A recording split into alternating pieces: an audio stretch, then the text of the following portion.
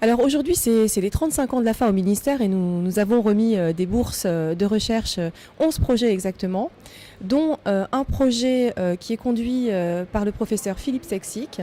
Alors vous êtes gastro-entérologue au CHU de Saint-Antoine, mais vous êtes aussi chercheur au sein d'une équipe INSERM, également à Saint-Antoine. Alors ce projet que vous conduisez déjà depuis un certain temps, il intéresse particulièrement cette bactérie dans le microbiote qui est manquante chez les malades de Crohn, cette bactérie qui s'appelle F-Pro. Donc vous travaillez précisément sur cette bactérie. Expliquez-nous un petit peu l'objet de votre travail et du projet que l'AFA finance cette année. Merci Anne. C'est vrai que cette bactérie est manquante au cours des maladies inflammatoires et particulièrement de la maladie de Crohn. Et cette bactérie également est anti-inflammatoire.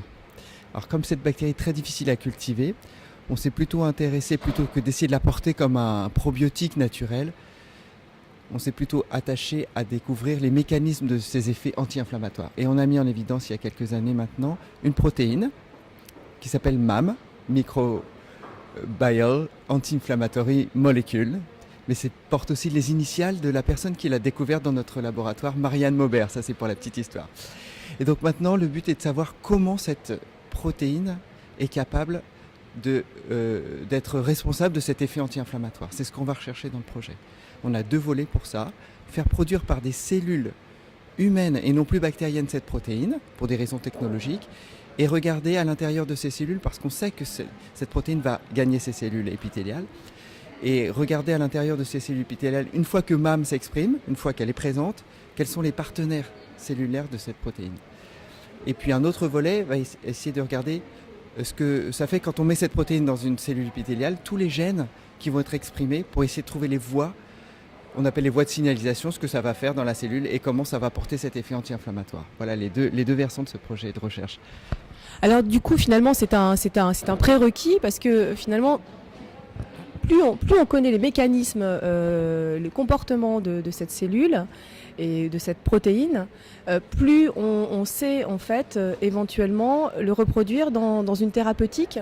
Exactement. En fait, trouver les voies anti-inflammatoires et comment cette protéine marche chez l'homme, ça va nous permettre de pouvoir imaginer des petits bouts de cette protéine qui sont les sites actifs, de les rendre plus facilement pharmacologiquement exploitables, donc peut-être plus solubles, etc.